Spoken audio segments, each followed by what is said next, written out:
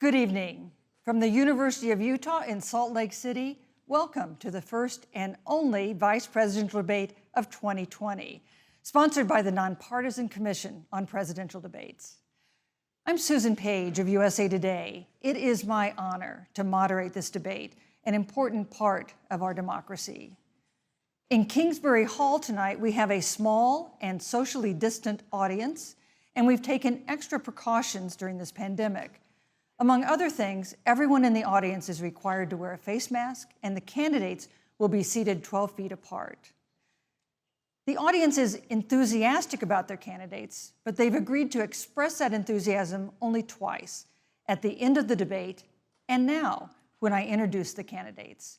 Please welcome California Senator Kamala Harris and Vice President Mike Pence.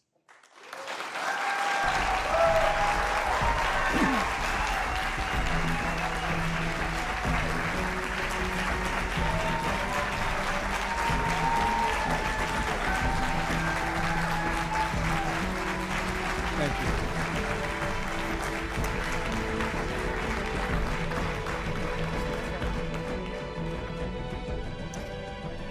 Senator Harris and Vice President Pence, thank you for being here. We're meeting as President Trump and the First Lady continue to undergo treatment in Washington after testing positive for COVID-19. We send our thoughts and prayers to them for their rapid and complete recovery and for the recovery of everyone afflicted by the coronavirus. The two campaigns and the Commission on Presidential Debates have agreed to the ground rules for tonight. I'm here to enforce them on behalf of the millions of Americans who are watching. One note, no one in either campaign or at the Commission or anywhere else has been told in advance what topics I'll raise or what questions I'll ask. This 90-minute debate will be divided into 9 segments of about 10 minutes each. I'll begin a segment by posing a question to each of you, sometimes the same question, sometimes a different question on the same topic. You will then have 2 minutes to answer without interruption by me or the other candidate. Then we'll take 6 minutes or so to discuss the issue. At that point, although there will always be more to say, we'll move on to the next topic.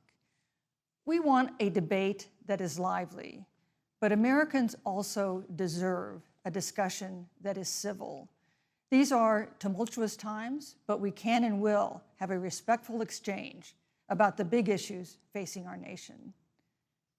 Let's begin with the ongoing pandemic that has cost our country so much. Senator Harris, the coronavirus is not under control. Over the past week, Johns Hopkins reports that 39 states have had more COVID cases over the past 7 days than in the week before. 9 states have set new records. Even if a vaccine is released soon, the next administration will face hard choices. What would a Biden administration do in January and February that a Trump administration wouldn't do? Would you impose new lockdowns for businesses and schools and hotspots? A federal mandate to wear masks? You have 2 minutes to respond without interruption. Thank you, Susan. Well, the American people have witnessed what is the greatest failure of any presidential administration in the history of our country. And here are the facts. 210,000 dead people in our country in just the last several months. Over 7 million people who have contracted this disease. 1 in 5 businesses closed. We're looking at frontline workers who have been treated like sacrificial workers. We are looking at over 30 million people who in the last several months had to file for unemployment. And here's the thing. On January 28th, the Vice President and the President were informed about the nature of this pandemic. They were informed that it's lethal in consequence, that it is airborne, that it will affect young people, and that it would be contracted because it is airborne. And they knew what was happening, and they didn't tell you. Can you imagine if you knew on January 28th, as opposed to March 13th, what they knew, what you might have done to prepare? They knew and they covered it up. The president said it was a hoax. They minimize the seriousness of it. The president said, you're on one side of his ledger if you wear a mask, you're on the other side of his ledger if you don't. And in spite of all of that, today they still don't have a plan. They still don't have a plan. Well, Joe Biden does. And our plan is about what we need to do around a national strategy for contact tracing, for testing, for administration of the vaccine, and making sure that it will be free for all. That is the plan that Joe Biden has and that I have, knowing that we have to get a hold of what has been going on, and we need to save our country. And Joe Biden is the best leader to do that, and frankly, this administration has forfeited their right to re-election based on this. Thank you, Senator Harris. Vice President Pence, more than 210,000 Americans have died of COVID-19 since February. The U.S. death toll as a percentage of our population is higher than that of almost every other wealthy nation on earth. For instance, our death rate is 2.5 times that of Canada next door. You head the administration's coronavirus task force. Why is the U.S. death toll as a percentage of our population higher than that of almost every other wealthy country? And you have 2 minutes to respond without interruption. Susan, thank you. And I want to thank the Commission and the University of Utah for hosting this event. And Senator Harris, it's a privilege to be on the stage with you. And our nation has gone through a very challenging time this year. But I want the American people to know that from the very first day, President Donald Trump has put the health of America first. Before there were more than 5 cases in the United States, all people who had returned from China, President Donald Trump did what no other American president had ever done.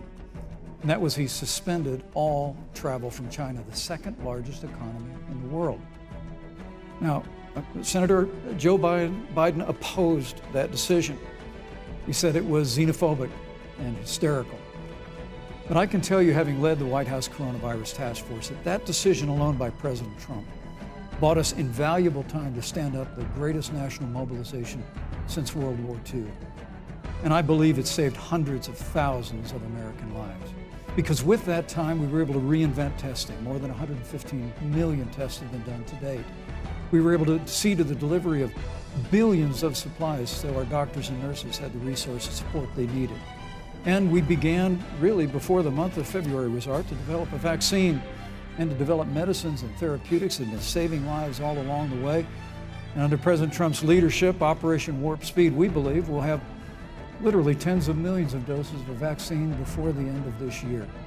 The reality is, when you look at the Biden plan, it reads an awful lot like what President Trump and I and our task force have been doing every step of the way.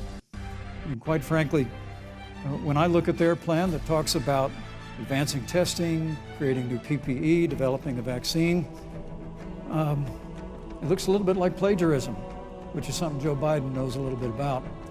And I think the American people know that this is a president who has put the health of America first, and the American people, I believe with my heart, can be proud of the sacrifices they have made. It's saved countless American lives. Senator Harris, would you like to respond? Absolutely. Whatever the vice president is claiming the administration has done, clearly it hasn't worked. When you're looking at over 210,000 dead bodies in our country, American lives that have been lost, families that are grieving that loss. And you know, the vice president is the head of the task force and knew on January 28th how serious this was. And then thanks to Bob Woodward, we learned that they knew about it. And then when that was exposed, the vice president said, when asked, well, why didn't y'all tell anybody? He said, because the president wanted people to remain calm. Well, let's get no, but Susan, this is important. Susan, I want to add, but Mr. Vice President, I'm speaking. I'm speaking. Yeah, you can have 15 more seconds, and then we'll give the vice president a chance to respond. So I want to ask the American people, how calm were you when you were panicked about where you're going to get your next roll of toilet paper? How calm were you when your kids were sent home from school and you didn't know when they could go back? How calm were you when your children couldn't see your parents because you were afraid they could kill them? Let's give Vice President Pence a chance to respond. Vice President Pence, you have 1 minute to respond. You know, there's not a day gone by that I haven't thought of every American family that's lost a loved one. And I want all of you to know that you'll always be in our hearts and in our prayers. But when you say what the American people have done over these last 8 months hasn't worked, that's a great disservice to the sacrifices the American people have made. The reality, if I may finish, Senator, the reality is Dr. Fauci said everything that he told the president in the Oval Office, the president told the American people. Now, President Trump, I will tell you, has boundless confidence in the American people, and he always spoke with confidence that we'd get through this together. But when you say it hasn't worked, when Dr. Fauci and Dr. Birx and our medical experts came to us in the second week of March, they said if the president didn't take the unprecedented step of shutting down roughly half of the American economy, that we could lose 2.2 million Americans. But that's the reality. Thank you. They also Thank you, said Vice to us, if President we Pence. did everything right, Susan, we could still lose more than 200,000 Americans. Vice President Now, one Pence. life lost is too Thank you. many, Susan. But the American people, I believe, deserve credit for the sacrifices that they have made, putting the health of their family and their neighbors first, our doctors, our nurses, our first Thank you, Vice responders. President Pence. And I'm going to speak up on behalf of what the American people have done. Vice President Pence, you were in the front row in a Rose Garden event 11 days ago at what seems to have been a super spreader event for senior administration and congressional officials. No social distancing, few masks, and now a cluster of coronavirus cases among those who were there. How can you expect Americans to follow the administration's safety guidelines to protect themselves from COVID when you at the White House have not been doing so? Well, the American people have demonstrated over the last 8 months that when given the facts, they're willing to put the health of their families and their neighbors and people they don't even know first. President Trump and I have great confidence in the American people and their ability to take that information and put it into practice. In the height of the epidemic, when we were losing a heartbreaking number of 2,500 Americans a day, we surged resources to New Jersey and New York and New Orleans and Detroit. We told the American people what needed to be done, and the American people made the sacrifices. When the outbreak in the Sun Belt happened this summer, again, Americans stepped forward. But the reality is the work of the President of the United States goes on. The vacancy on the Supreme Court of the United States has come upon us, and the President introduced Judge Amy Coney Yes, Barrett. thank you. Thank you, Vice But President at Pence. that, if I may say, that Rose Garden event, there's been a great deal of speculation about it. My wife Karen and I were there and honored to be there. Many of the people who were at that event, Susan, actually were tested for coronavirus, and it was an outdoor event, which all of our scientists regularly and routinely advise. The difference here is President Trump and I trust the American people to make choices in the best interest of their health. Joe Biden and Kamala Harris consistently talk about mandates, and not just mandates with the coronavirus, but a government takeover of health care, Thank you, the Vice Green New President. Deal, all government control. We're about freedom and respecting the freedom of the American people. Let's talk about respecting the American people. You respect the American people when you tell them the truth. You respect the American people when you have the courage Which we've to be a always leader, done. speaking of those things that you may not want people to hear, but they need to hear so they can protect themselves. But this administration stood on information that if you had as a parent, if you had as a worker, knowing you didn't have enough money saved up, and now you're standing in a food line because of the ineptitude of an administration that was unwilling to speak the truth to the American people. So let's talk about caring about the American people. The American people have had to sacrifice far too much because of the incompetence of this administration. It is asking too much of the people. Susan, we talked No, about Vice It is President asking Pence. too much of the people. Look- That they would not be equipped with the information they need to help themselves to protect Susan, their the parents President- and No, their I'm children. sorry. Kamala Harris, Senator Harris, I'm sorry. It's fine, I'm Kamala. No, you're Senator Harris to me. For life to get back to normal, Dr. Anthony Fauci and other experts say that most of the people who can be vaccinated need to be vaccinated. But half of Americans now say they wouldn't take a vaccine if it was released now. If the Trump administration approves a vaccine before or after the election, should Americans take it, and would you take it? If the public health professionals, if Dr. Fauci, if the doctors tell us that we should take it, I'll be the first in line to take it, absolutely. But if Donald Trump tells us that we should take it, I'm not taking it. Vice President Pence, there have been a lot of repercussions from this pandemic. In recent days, the president's diagnosis of COVID-19 has underscored the importance of the job that you hold and that you are seeking. That's our second topic tonight. It's the role of the vice president. One of you will make history on January 20th. You will be the vice president to the oldest president the United States has ever had. Donald Trump will be 74 years old on Inauguration Day. Joe Biden will be 78 years old. That already has raised concerns among some voters, concerns that have been sharpened by President Trump's hospitalization in recent days. Vice President Pence, have you had a conversation or reached an agreement with President Trump about safeguards or procedures when it comes to the issue of presidential disability? And if not, do you think you should? You have 2 minutes without interruption. Well, Susan, thank you, although I would like to go back. I think we need to move on to the issue of thank you, but I would like to go back because the reality is that we're going to have a vaccine, Senator, in record time, in unheard of time, in less than a year. We have 5 companies in phase 3 clinical trials, and we're right now producing tens of millions of doses. So the fact that you continue to undermine public confidence in a vaccine, if the vaccine emerges during the Trump administration, I think is unconscionable. And Senator, I just ask you, stop playing politics with people's lives. The reality is that we will have a vaccine, we believe, before the end of this year. And it will have the capacity to save countless American lives. And your continuous undermining of confidence in a vaccine is it's just unacceptable.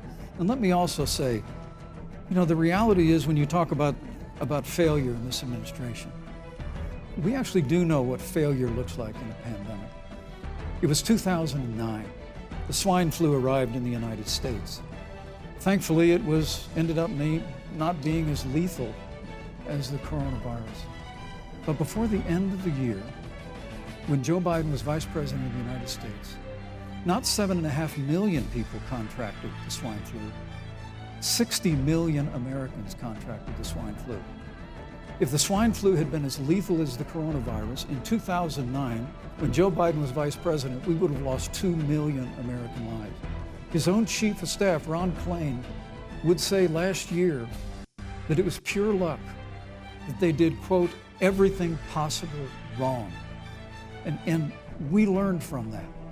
They left the strategic national stockpile empty. They left an empty and hollow plan, but we still learned from it. And I think the American people, I want to say again, can be proud Vice President Pence, I'm sorry, of what we have done. And Senator, please stop undermining Pence. confidence in a vaccine. Senator Harris, let me ask you the same question that I asked Vice President Pence, which is, have you had a conversation or reached an agreement with Vice President Biden about safeguards or procedures when it comes to the issue of presidential disability? And if not, and if you win the election next month, do you think you should? You have 2 minutes uninterrupted. So let me tell you, first of all, the day I got the call from Joe Biden, it was actually a Zoom call, asking me to serve with him on this ticket was probably one of the most memorable days of my life. I thought about my mother, who came to the United States at the age of 19, gave birth to me at the age of 25 at Kaiser Hospital in Oakland, California. And the thought that I'd be sitting here right now, I know would make her proud, and she must be looking down on this. You know, Joe and I were raised in a very similar way. We were raised with values that are about hard work, about the value and the dignity of public service, and about the importance of fighting for the dignity of all people. And I think Joe asked me to serve with him because, you know, I have a career that included being elected the first woman district attorney of San Francisco, where I created models of innovation for law enforcement in terms of reform of the criminal justice system. I was elected the first woman of color and black woman to be elected Attorney General of the state of California, where I ran the second largest Department of Justice in the United States, second only to the United States Department of Justice. And there I took on everything from transnational criminal organizations to the big banks that were taking advantage of homeowners, to for-profit colleges that were taking advantage of veterans. And then, of course, now I serve in the United States Senate as only the second black woman ever elected to the United States Senate. I serve on the Senate Intelligence Committee, where I've been in regular receipt of classified information about threats to our nation and hotspots around the world. I've traveled the world. I've met with our soldiers in war zones. And I think Joe has asked me to serve with him because he knows that we share a purpose which is about lifting up the American people. And after the 4 years that we have seen of Donald Trump unifying our country around our common values and principles. Thank you, Senator Harris. You know, neither President Trump nor Vice President Biden has released a sort of detailed health information that had become the modern norm until the 2016 election. And in recent days, President Trump's doctors have given misleading answers or refused to answer basic questions about his health. And my question to each of you in turn is this information voters deserve to know? Vice President Pence, would you like to go first? Well, Susan, thank you. And let me say, on behalf of the President and the First Lady, how moved we've all been by the outpouring of prayers and concern for the President. And I do believe it's emblematic of the prayers and the concern that have ushered forth for every American impacted by the coronavirus. But the care the President received at Walter Reed Hospital, the White House doctors, was exceptional.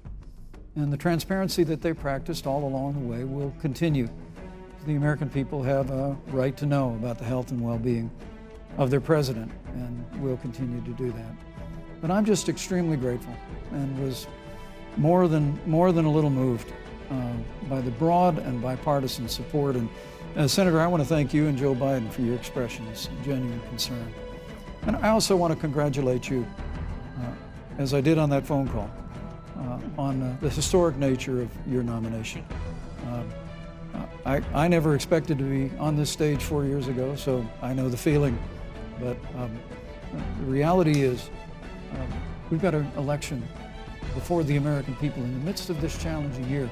And the stakes have never been higher, but I think the choice has never been clearer. I want to give Senator Harris a chance to respond to the same question I asked, which is, do voters have a right to know more detailed health information about presidential candidates and especially about presidents, especially when they're facing some kind of challenge? Absolutely, and that's why Joe Biden has been so incredibly transparent, and certainly by contrast, the president has not, both in terms of health records, but also let's look at taxes.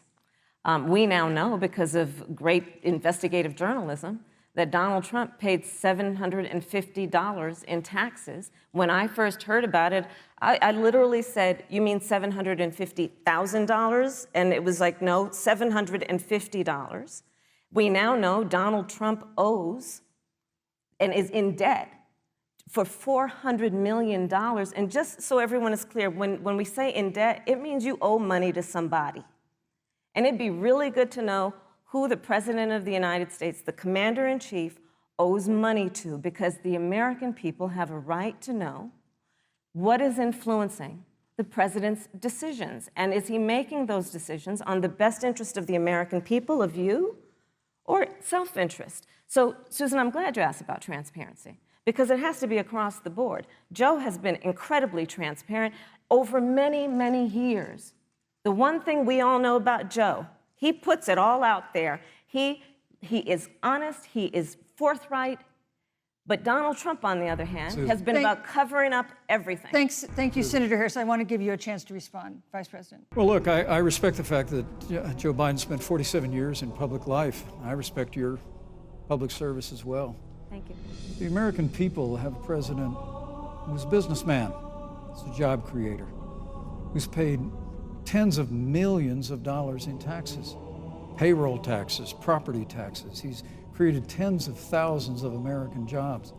And the president said those public reports are not accurate. And the president's also released literally stacks of financial disclosures the American people can review just as the law allows. But the distinction here is that Joe Biden, 47 years in public service, compared to President Donald Trump, who brought all of that experience 4 years ago. Thank you, Vice and President. turned this economy around by cutting taxes, rolling back regulation, unleashing American energy, fighting for free and fair trade, and all of that's on the line if Joe Biden and Kamala Harris. You know, that's a good segue into our third topic, which is about the economy. This has been another aspect of life for Americans that's been so affected by this coronavirus. We have a jobs crisis brewing.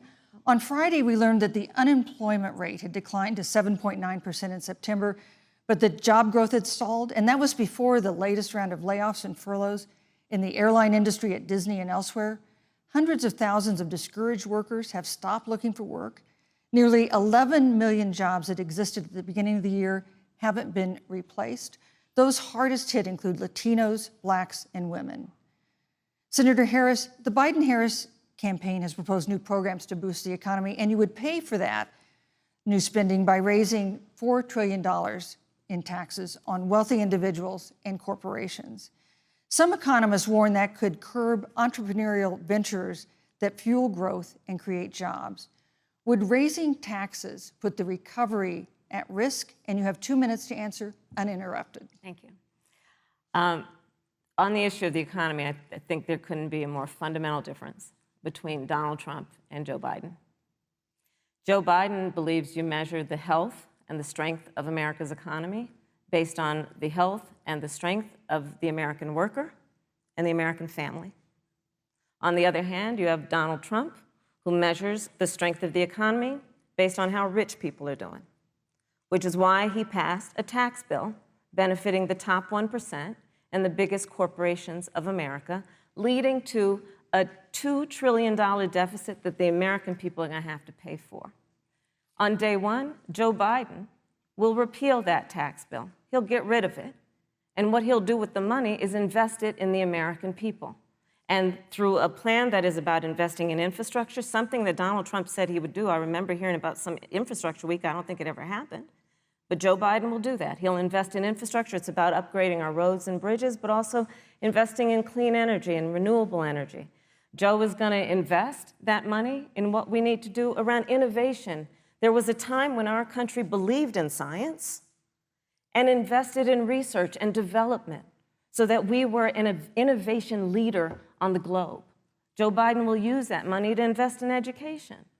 So, for example, for folks who want to go to a 2-year community college, it will be free. If you come from a family that makes less than $125,000, you'll go to a public university for free.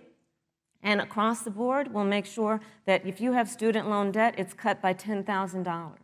That's how Joe Biden thinks about the economy, which is it's about investing in the people of our country as opposed to passing a tax bill, which had the benefit of letting American corporations go offshore to do their business.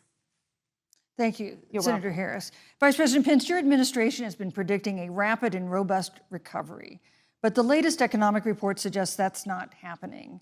Should Americans be braced for an economic comeback that is going to take not months, but a year or more? You have 2 minutes to answer uninterrupted. When President Trump and I took office, America had gone through the slowest economic recovery since the Great Depression.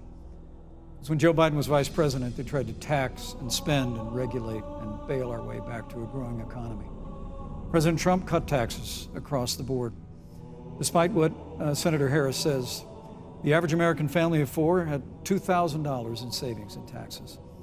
And with the rise in wages that occurred, most predominantly for blue-collar, hard-working Americans, the average household income for a family of 4 increased by $4,000 following President Trump's tax cuts.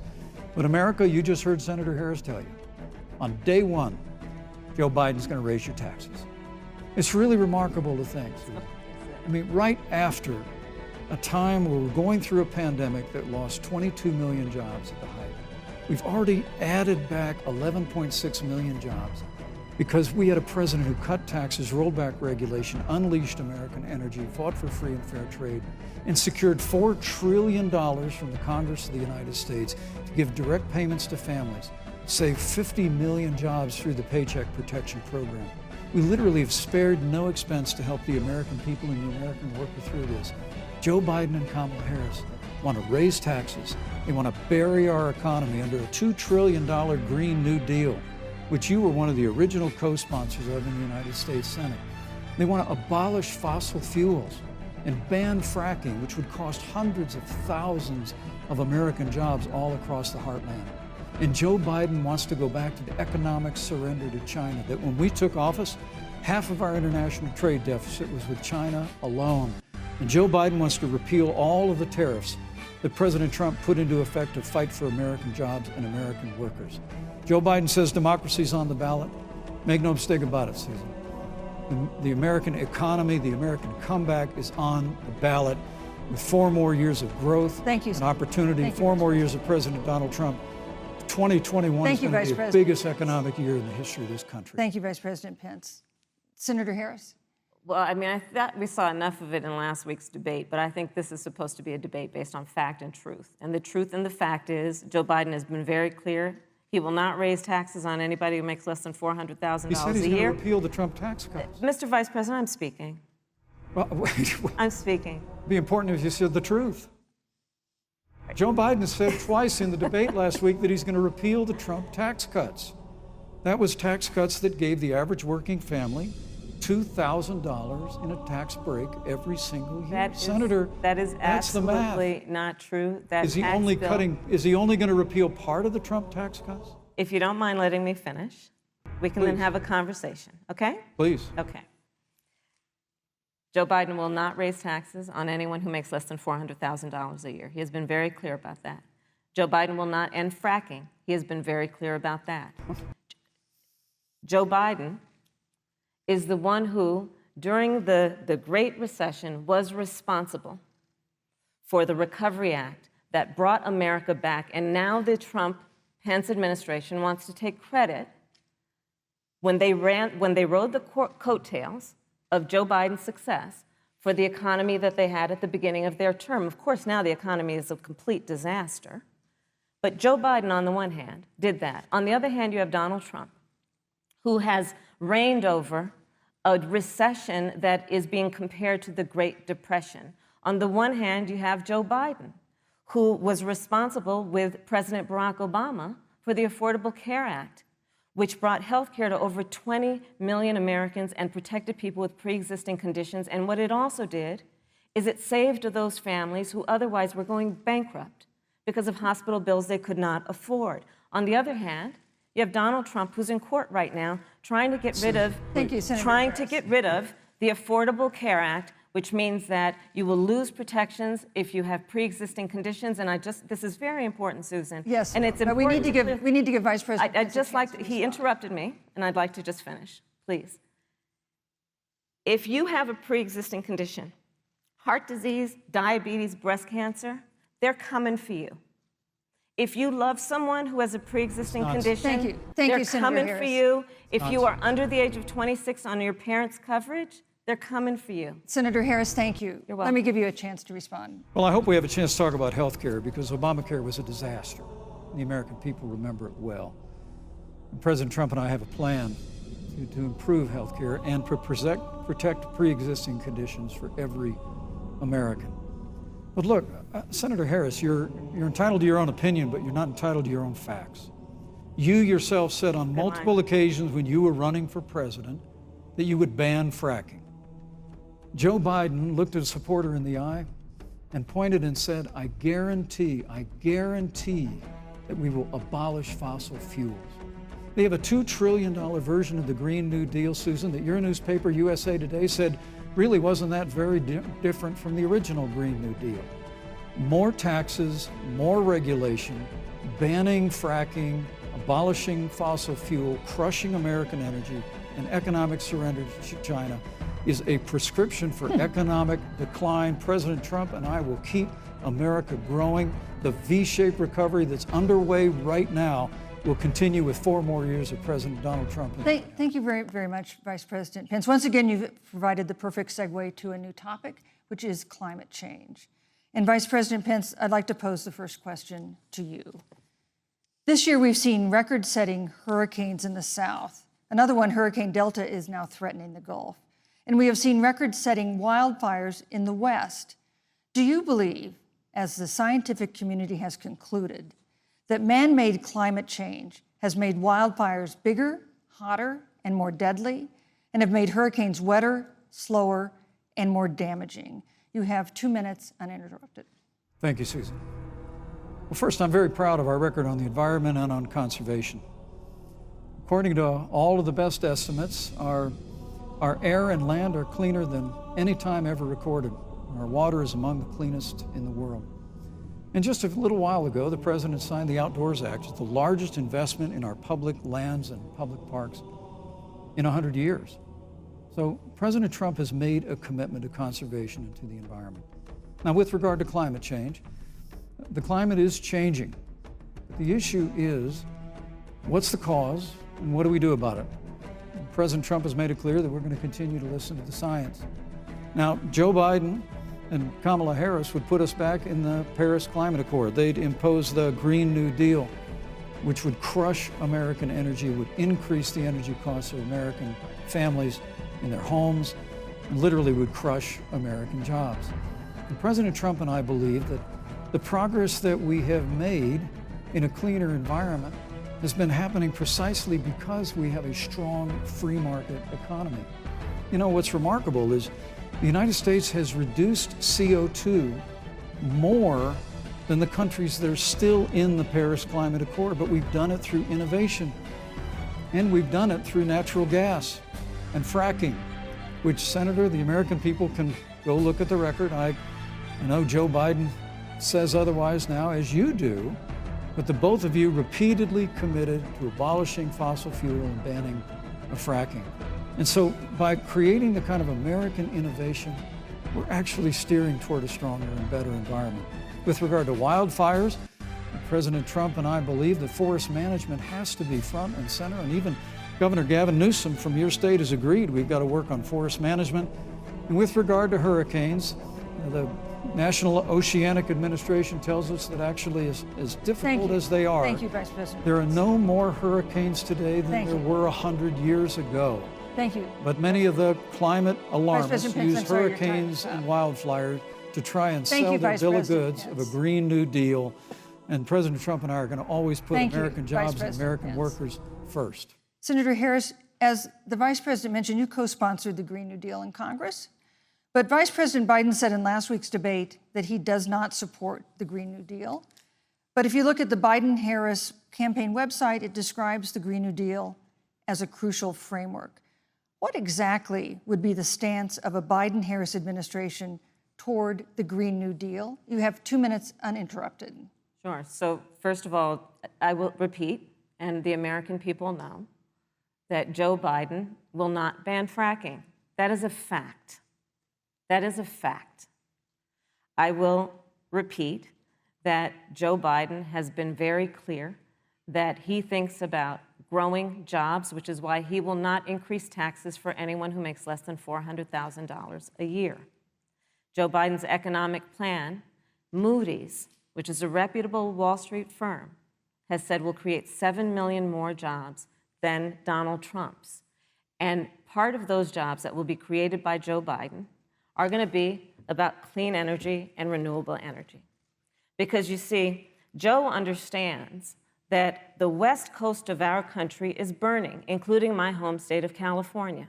Joe sees what is happening on the Gulf states, which are being battered by storms. Joe has seen and talked with the farmers in Iowa, whose entire crops have been destroyed because of floods. And so Joe believes, again, in science. I'll tell you something, Susan. I served, when I first got to the Senate, on the committee that's responsible for the environment. Do you know this administration took the word science off the website and then took the phrase climate change off the website? We have seen a pattern with this administration, which is they don't believe in science.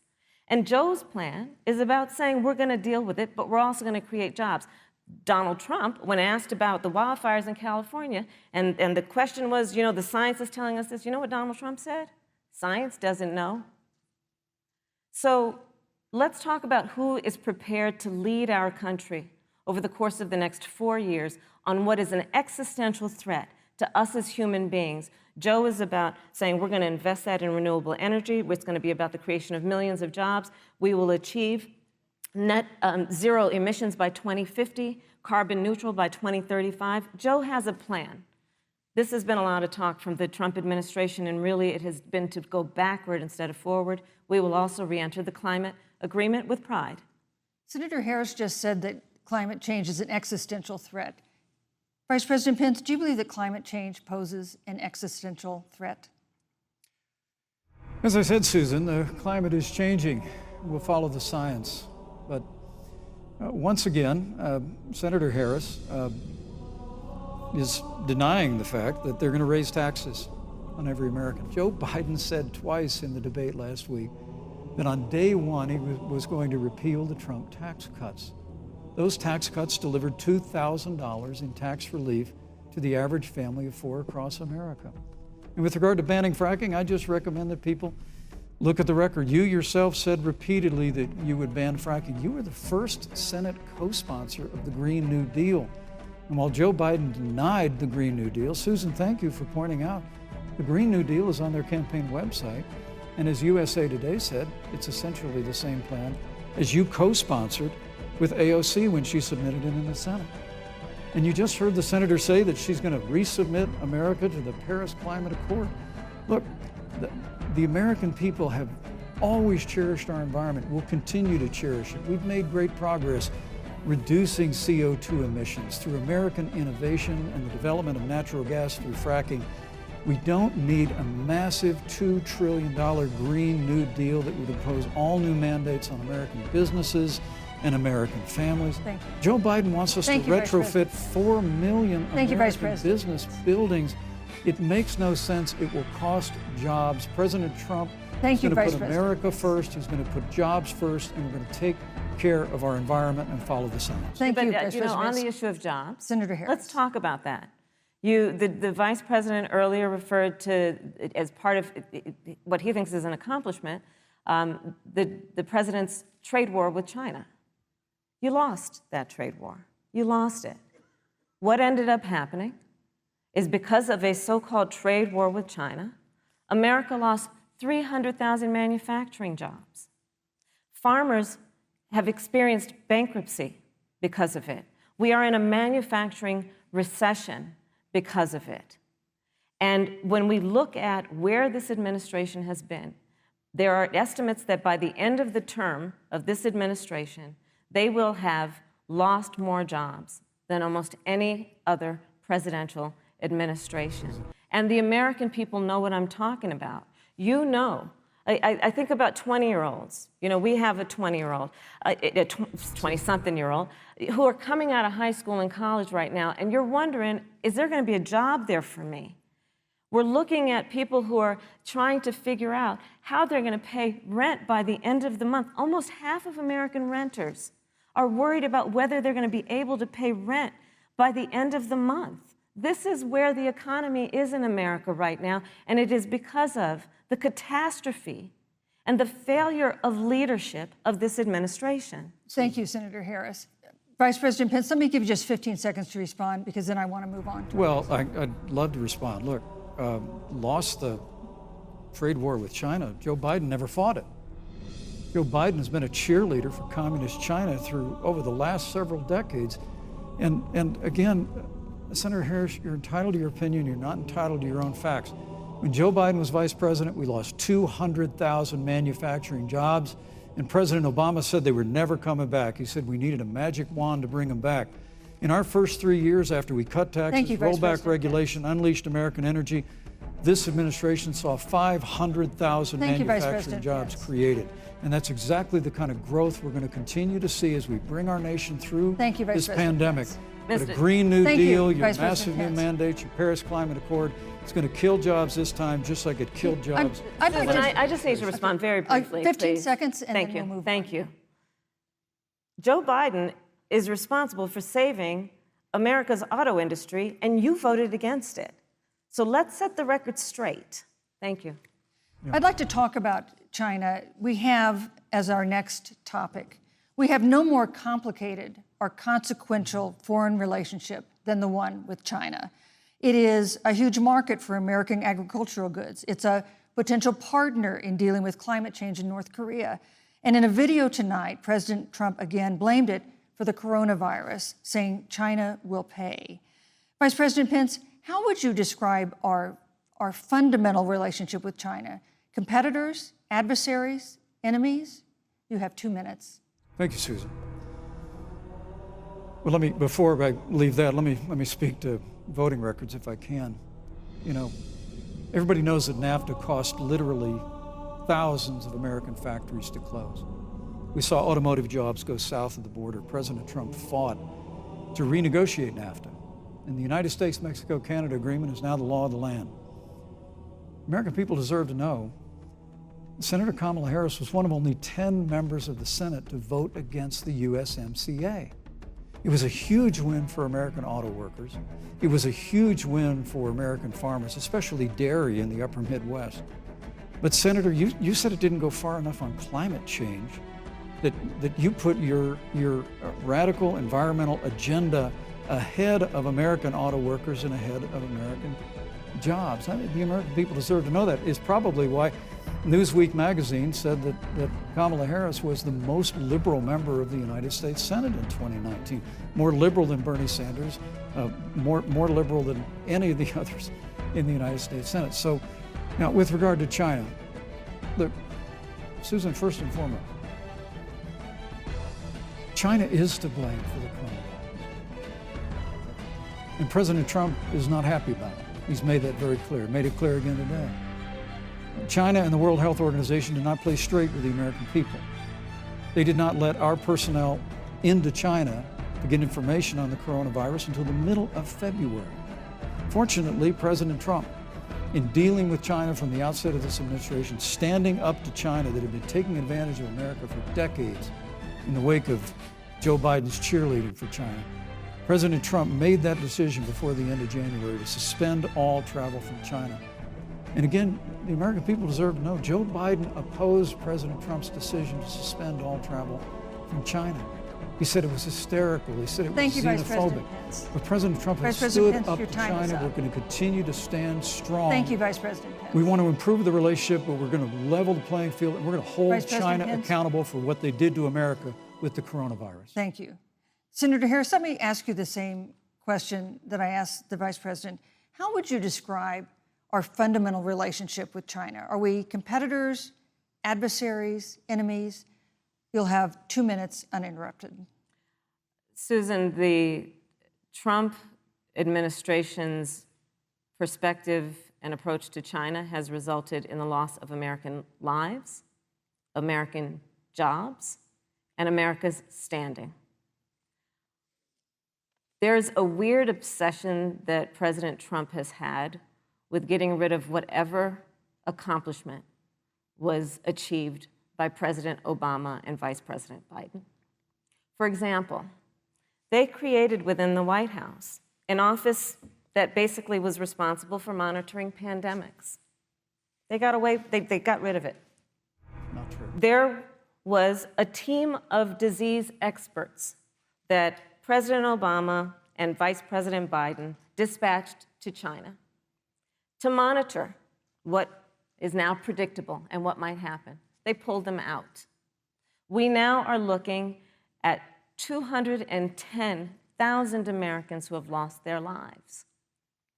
Let's look at the job situation. We mentioned before the trade deal, the trade war, they wanted to call it, with China. It resulted in the loss of over 300 manufacturing jobs and a manufacturing recession, and the American consumer paying thousands of dollars more for goods because of that failed war that they called it. Then let's talk about standing. Pew, a reputable research firm, has done an analysis that shows that leaders of all of our formerly allied countries have now decided that they hold in greater esteem and respect Xi Jinping, the head of the Chinese Communist Party, than they do Donald Trump, the President of the United States, the Commander-in-Chief of the United States. This is where we are today because of a failure of leadership by this administration. Senator Harris, we've seen changes in the role of the United States in terms of global leadership over the past 4 years. And of course, times do change. What's your definition? We've seen strains with China, of course, as the Vice President mentioned. We've seen strains with our traditional allies in NATO and elsewhere. What is your definition of the role of American leadership in 2020? So You know, Joe is, I love talking with Joe about a lot of these issues. And, you know, Joe, I think he said it quite well. He says, you know, foreign policy, it might sound complicated, but really it's relationships. So just think about it as relationships. And so we know this in our personal and professional relationships. You got to keep your word to your friends. You got to be loyal to your friends. People who've stood with you, got to stand with them. You got to know who your adversaries are and keep them in check. But what we have seen with Donald Trump is that he has betrayed our friends and embraced dictators around the world. Let's take, for example, Russia. So Russia, I serve on the Intelligence Committee of the United States Senate. America's intelligence community told us Russia interfered in the election of the President of the United States in 2016 and is playing in 2020. Christopher Wray, the director of the FBI, said the same. But Donald Trump, the commander-in-chief of the United States of America, prefers to take the word of Vladimir Putin over the word of the American intelligence community. You look at our friends at NATO. He has walked away from agreements. You can look at the Iran nuclear deal, which now has put us in a position where we are less safe because they are building up what might end up being a significant nuclear arsenal. We were in that deal, guys. We were in the Iran nuclear deal with friends, with allies around the country. And because of Donald Trump's unilateral approach to foreign policy, coupled with his isolationism, he pulled us out and has made America less safe. So, Susan, it's about relationships. And the thing that has always been part of the strength of our nation, in addition to our great military, has been that we keep our word. But Donald Trump doesn't understand that because he doesn't understand what it means to be honest. Thank you, Senator Harris. Vice President Pence, let me give you a chance to respond. Well, thank you. Well, President Trump kept his word when we moved the American embassy to Jerusalem, the capital of the state of Israel. When Joe Biden was vice president, they promised to do that, and they never did. We've stood strong with our allies, but we've been demanding.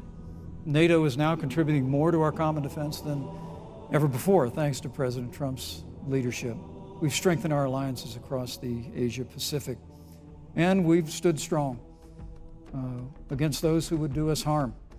You know, when President Trump came into office, ISIS had captured an area of the Middle East the size of Pennsylvania. But President Trump unleashed the American military, and our armed forces destroyed the ISIS caliphate and took down their leader, al-Baghdadi, without one American casualty. Al-Baghdadi was responsible for the death of thousands. But notably, Americans' hearts today are with the family of Kayla Mueller, the parents of which are here with us tonight in Salt Lake City. Today, two of the ISIS killers responsible for Kayla Mueller's murder were brought to justice in the United States. Jihadi John was killed on the battlefield along with the other Beetle. The reality is that when Joe Biden was vice president, we had an opportunity to save Kayla Mueller. It breaks my heart to reflect on it, but the military came into the Oval Office, presented a plan. They said they knew where Kayla was. Baghdadi had held her for 18 months, abused her mercilessly before they killed her. But when Joe Biden was vice president, they hesitated for a month. And when armed forces finally went in, it was clear she'd been moved 2 days earlier. And her family says with a heart that broke the heart of every American that if President Donald Trump had been president, they believe Kayla would be alive today. Thank you, Vice Look, President. we destroyed the ISIS caliphate. And you talk about re-entering the Iran nuclear deal. I mean, the last administration transferred $1.8 billion to the leading state sponsor Thank you, Vice of President. terrorism. President Donald Trump got us out of the deal. Thank you, Vice President Pence. And when Qasem Soleimani was traveling to Baghdad Thank you, to do Vice President harm Pence. to Americans, President Donald Trump took Thank you, him Vice out. President Pence. And America is safer, our allies are safer, and the American people know President Donald Trump will never Thank you, hesitate Vice President to take Pence. action. I would like to give Senator Harris a chance to respond, but not at such great length because, of course, there are other topics we want to talk about. But I would like equal time. Yes. Thank you. Please go ahead. First of all, to the Mueller family, I know about your daughter's case, and I'm so sorry. I'm so sorry. What happened to her is awful, and it should have never happened. And I know Joe feels the same way. And I know that President Obama feels the same way. But you mentioned Soleimani. Let's start there. So after the strike on Soleimani, there was a counter strike on our troops in Iraq. And they suffered serious brain injuries. And do you know what Donald Trump dismissed them as? Headaches. And this is about a pattern of Donald Trump's, where he has referred to our men who are serving in our military as suckers and losers. Donald Trump, who went to Arlington Cemetery and stood above the graves of our fallen heroes and said, what's in it for them? Because, of course, he only thinks about what's in it for him. Let's take what he said about John McCain, a great American hero. And Donald Trump says he doesn't deserve to be called a hero because he was a prisoner of war. And this is very important when you want to talk about who is the current commander-in-chief and what they care about and what they don't care about.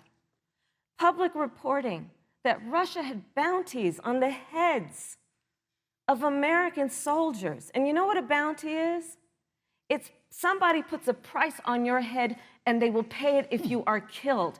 And Donald Trump had talked at least 6 times to Vladimir Putin and never brought up the subject.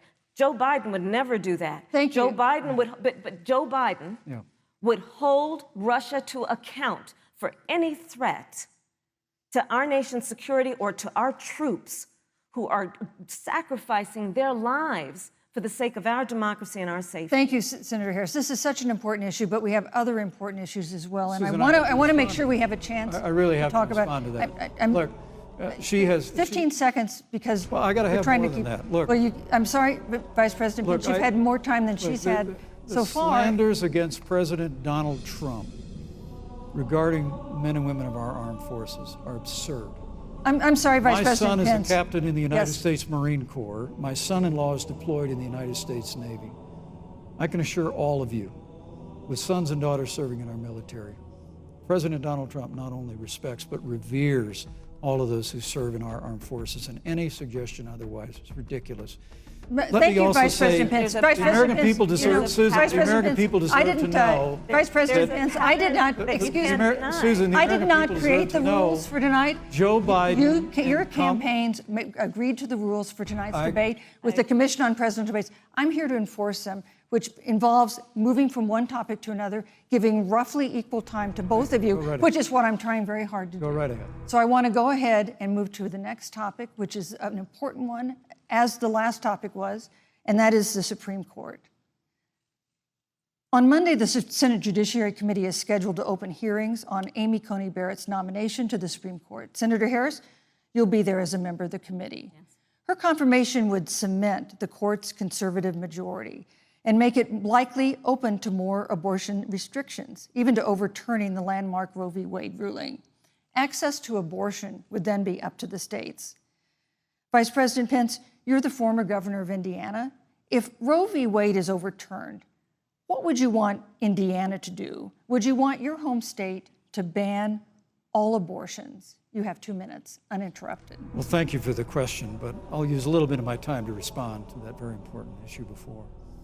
The American people deserve to know Qasem Soleimani, the Iranian general, was responsible for the death of hundreds of American service members.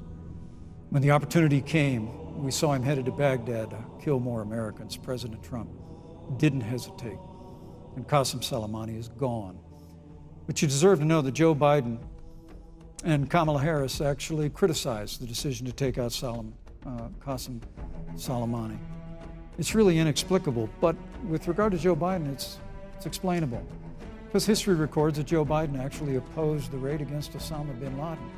It's absolutely essential that we have a commander-in-chief who will not hesitate to act to protect American lives and to protect American service members, and that's what you have in President Donald Trump.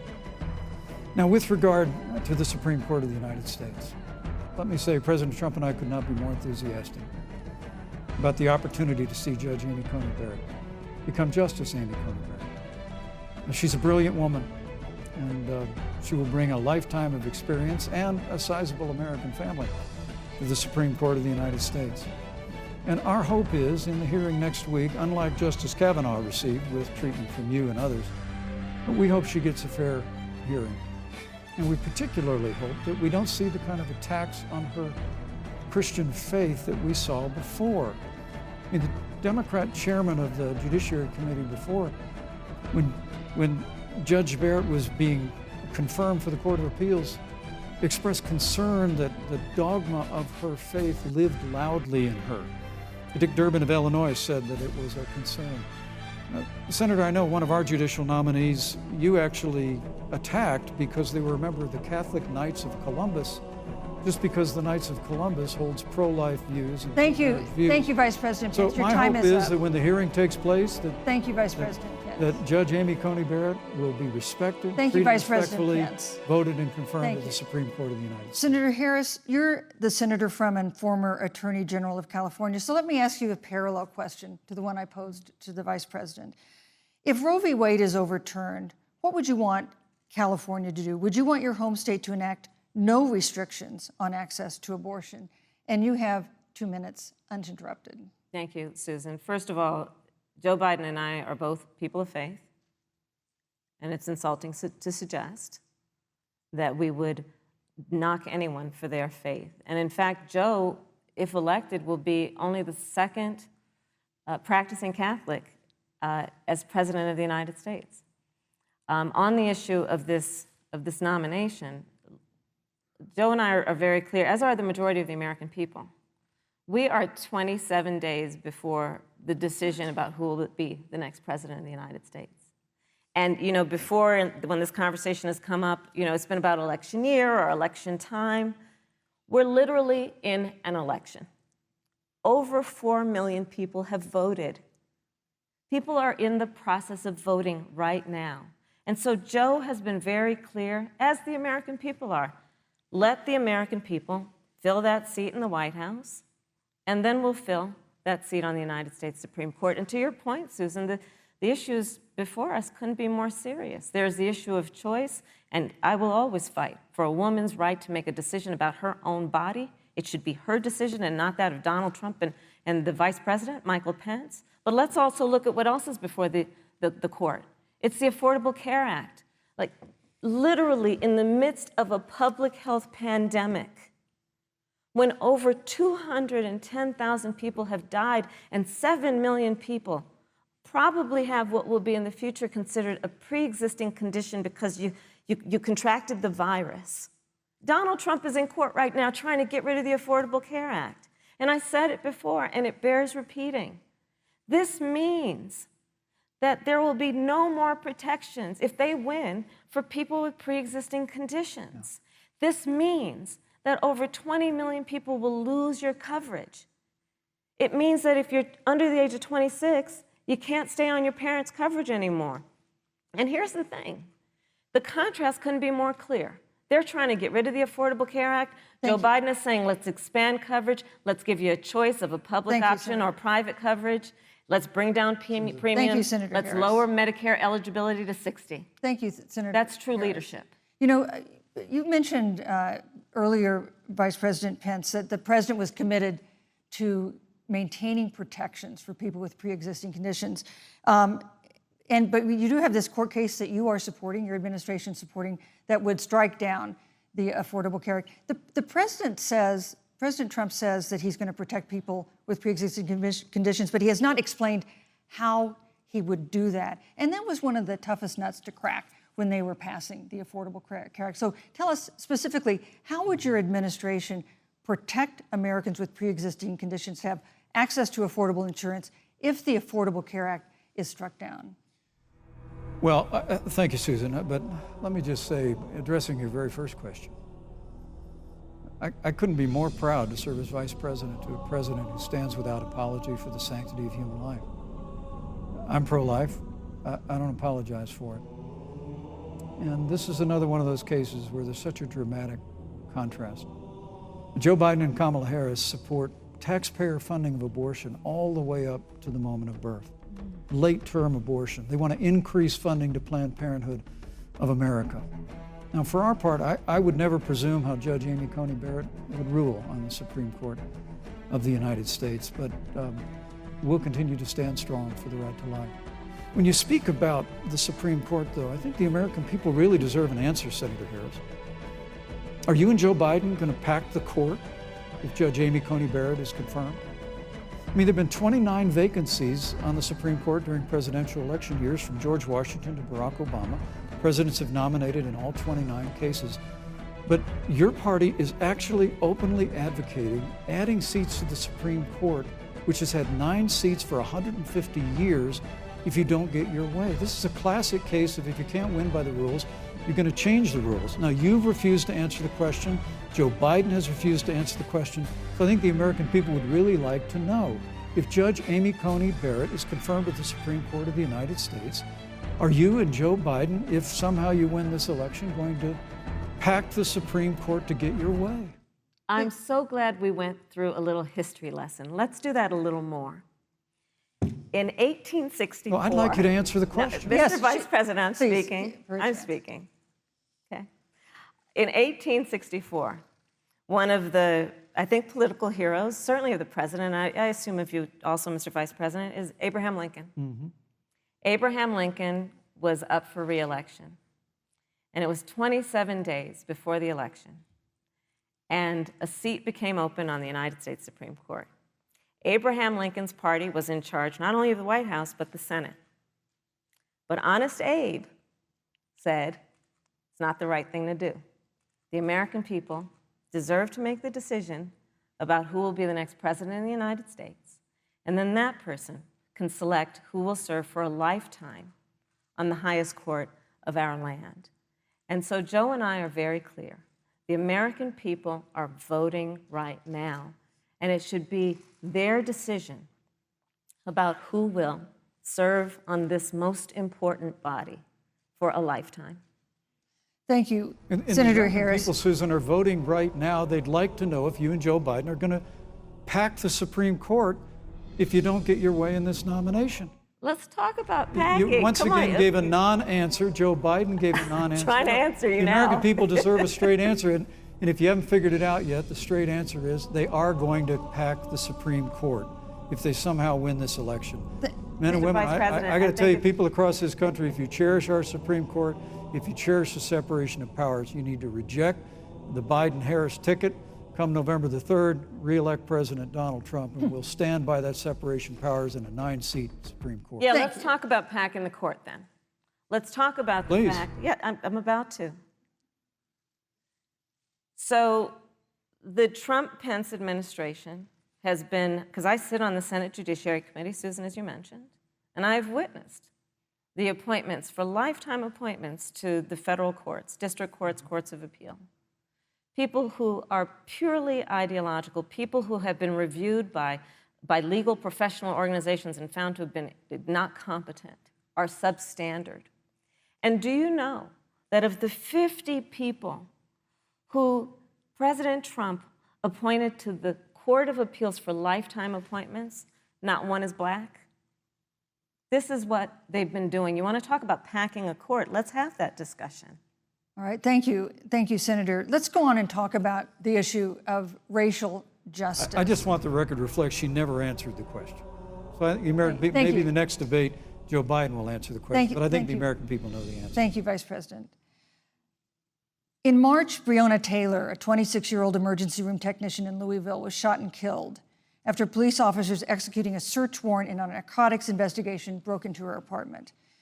The police said they identified themselves. Taylor's boyfriend said he didn't hear them do that. He used a gun registered to him to fire a shot, which wounded an officer.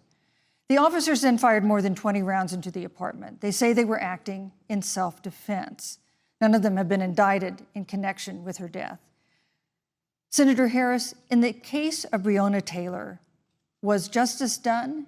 You have 2 minutes. I don't believe so. And I've talked with Breonna's mother, Tamika Palmer. and her family. And her family deserves justice. She was a beautiful young woman.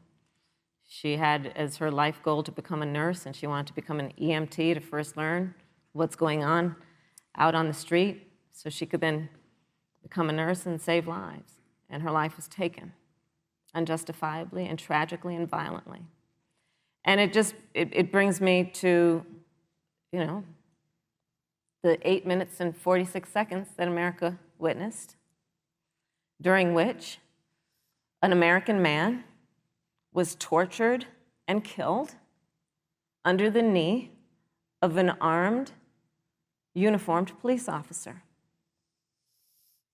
And people around our country of every race, of every age, of every gender, perfect strangers to each other, marched shoulder to shoulder, arm in arm, fighting for us to finally achieve that ideal of equal justice under law. And I was a part of those peaceful protests. And I believe strongly that, first of all, we are never going to condone violence, but we always must fight for the values that we hold dear, including the fight to achieve our ideals. And that's why Joe Biden and I have said on this subject, look, and I'm a former career prosecutor. I know what I'm talking about. Bad cops are bad for good cops. We need reform of our policing in America and our criminal justice system, which is why Joe and I will immediately ban chokeholds and carotid holds. George Floyd would be alive today if we did that. We will require a national registry for police officers who break the law. We will, on the issue of criminal justice reform, get rid of private prisons and cash bail, and we will decriminalize marijuana.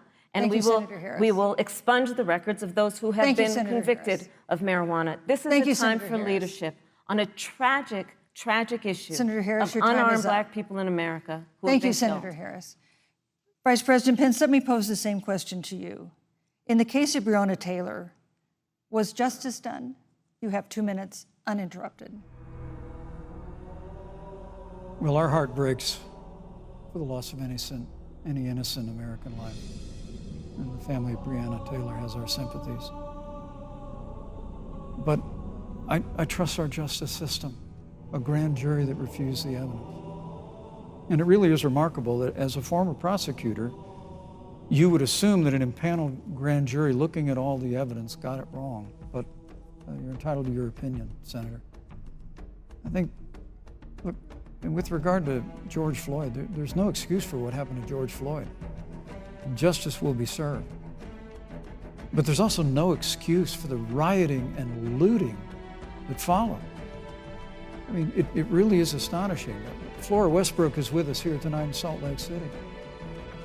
Just a few weeks ago, I stood at what used to be her salon. It was burned to the ground by rioters and looters. And Flora is still trying to put her life back together. And I must tell you, this presumption that you hear consistently from Joe Biden and Kamala Harris, that America is systemically racist, and that, as Joe Biden said, that he believes that law enforcement has an implicit bias against minorities, is a great insult to the men and women who serve in law enforcement. I want everyone to know, who puts on the uniform of law enforcement every day, that President Trump and I stand with you. And it is remarkable that when Senator Tim Scott tried to pass a police reform bill, brought together a group of Republicans and Democrats, Senator Harris, you got up and walked out of the room. And then you filibustered Senator Tim Scott's bill on the Senate floor that would have provided new accountability, new resources. But we don't have to choose between supporting law enforcement, improving public safety, and supporting our African American neighbors and all of our minorities. Under President Trump's leadership, we'll always stand with law enforcement, and we'll do what we've done from day one, and that is improve the lives of African Americans. Thank you, Vice President. Record unemployment, record investments in education, and we'll fight for school choice for all of our members. Thank you, Vice I'd President. like to respond. Senator Harris. I will not sit here and be lectured by the Vice President on what it means to enforce the laws of our country. I am the only one on this stage who who was personally prosecuted, everything from child sexual assault to homicide.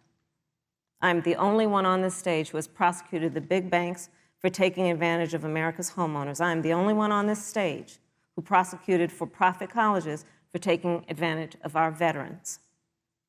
And the reality of this is that we are talking about an election in 27 days, where last week the President of the United States took a debate stage in front of 70 million Americans and refused to condemn white supremacists. Not true.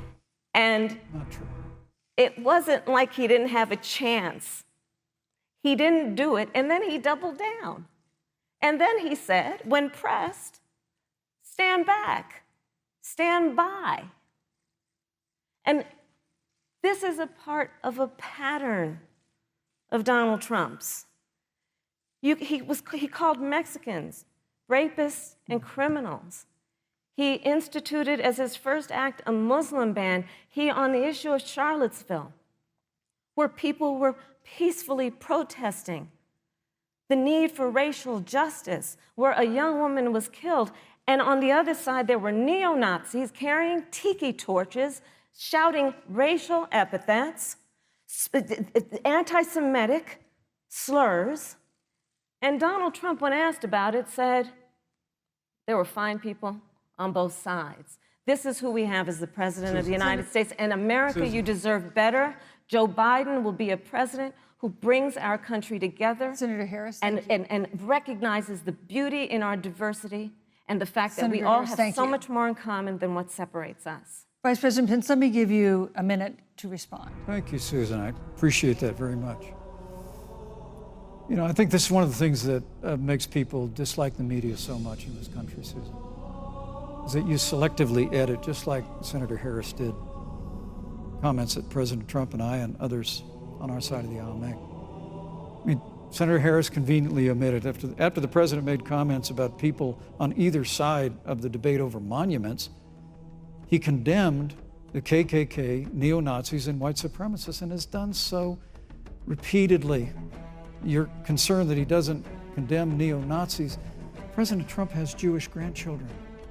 His daughter and son-in-law are Jewish. This is a president who respects and cherishes all of the American people. But you talk about having personally prosecuted. I'm glad you brought up your record, Senator. Thank you. But I really need to make this point. When you were DA in San Francisco, when you left office, African Americans were 19 times more likely to be prosecuted for minor drug offenses than whites and Hispanics. When you were Attorney General of California, you increased the disproportionate incarceration of blacks in California. You did nothing on criminal justice reform in California. You didn't lift a finger to pass the First Step Back on Capitol Hill. I mean, the reality is your record speaks for itself. President Trump and I have fought for criminal justice reform. Thank you, Vice President We fought Pence. for educational choice and opportunities for African Americans, all of our Thank you, minorities. sir. And we'll do it for 4 Thank you. You know, there is no more important issue than the final issue that we're going to talk about tonight, and that is the issue of the election itself. Susan, he attacked my record. I would like an opportunity to respond. Let me give you 30 seconds because we're running out of time. I appreciate that. First of all, having served as the Attorney General of the state of California, the work that I did is a model of what our nation needs to do, and we will be able to do under a Joe Biden presidency. Our agenda includes what this administration has failed to do. It will be about not only instituting a ban on chokeholds and carotid holes. Thank you. Not only. Thank you, Senator I Harris. would like to go through. These are points that you made earlier in the hour, and I want to talk about the election itself before we have to. But I want to talk about the connection between what Joe and I will do and my record, which includes I was the first statewide officer to institute a requirement that my agents would wear body cameras and keep them on full time. We were the first to initiate a requirement that there would be a training for law enforcement on implicit bias because, yes, Joe Biden and I recognize that implicit bias does exist, Mr. Vice President, contrary to what you may believe. We did the work of instituting reforms that were about investing in reentry. This is the work that we have done and the work we will do going forward. And again, I will not be lectured by the Vice President on our record of what we have done in terms of law enforcement and keeping our communities safe, and a commitment to reforming the criminal justice system of America. Thank you, Senator Harris. And I'd like to I'd like you to respond first to the question on our final topic, the election itself. President Trump has several times refused to commit himself to a peaceful transfer of power after the election. If your ticket wins and President Trump refuses to accept a peaceful transfer of power, what steps would you and Vice President Biden then take? What would happen next? You have 2 minutes. So I'll tell you, Joe and I are, I think, particularly proud of the coalition that we've built around our campaign. We probably have one of the broadest coalitions of folks that you've ever seen in a presidential race. Of course, we have the support of Democrats, but also independents and Republicans. In fact, 7 members of President George W. Bush's cabinet are supporting our ticket. We have the support of Colin Powell, Cindy McCain, John Kasich, over 500 generals, retired generals, and former national security experts and advisors are supporting our campaign. And I believe they are doing that because they know that Joe Biden has a deep, deep-seated commitment to fight for our democracy and to fight for the integrity of our democracy and to bring integrity back to the White House. And so we believe in the American people. We believe in our democracy. And here's what I'd like to say to everybody. Vote. Please vote. Vote early. Come up with a plan to vote. Go to iwillvote.com. You can also go to joebiden.com. We have it within our power in these next 27 days to make the decision about what will be the course of our country for the next 4 years. And it is within our power, and if we use our vote and we use our voice, we will win. And we will not let anyone subvert our democracy with what Donald Trump has been doing, as he did on the debate stage last week, when again in front of 70 million people, he openly attempted to suppress the vote. Joe Biden, on the other hand, on that same debate stage, because clearly Donald Trump doesn't think he can run on a record because it's a failed record, Joe Biden on that stage said, hey, just please vote. So I'll repeat what Joe said. Please vote. Thank you, Senator. Vice President Pence, President Trump has several times refused to commit himself to a peaceful transfer of power after the election. If Vice President Biden is declared the winner and President Trump refuses to accept a peaceful transfer of power, what would be your role and responsibility as Vice President? What would you personally do? You have 2 minutes. Well, Susan, first and foremost, I think we're going to win this election. Because while Joe Biden and Kamala Harris rattle off a long litany of the establishment in Washington, D.C., an establishment that Joe Biden's been a part of for 47 years, President Donald Trump has launched a movement of everyday Americans from every walk of life.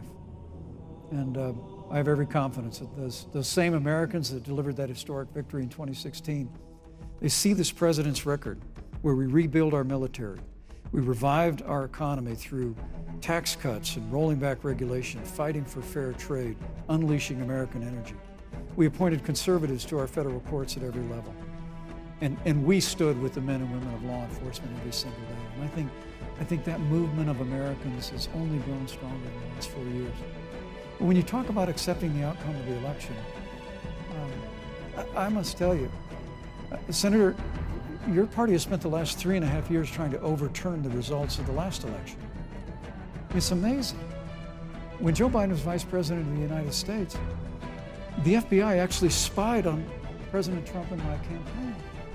I mean, there were documents released this week that the CIA actually made a referral to the FBI documenting that those allegations were coming from the Hillary Clinton campaign. And of course, we've all seen the avalanche, what you put the country through for the better part of 3 years until it was found that there was no obstruction, no collusion, case closed. And then Senator Harris, you and your colleagues in the Congress tried to impeach the President of the United States over a phone call. And now Hillary Clinton has actually said to Joe Biden that in her words, under no circumstances should he concede the election. So let me just say, I think we're going to win this election.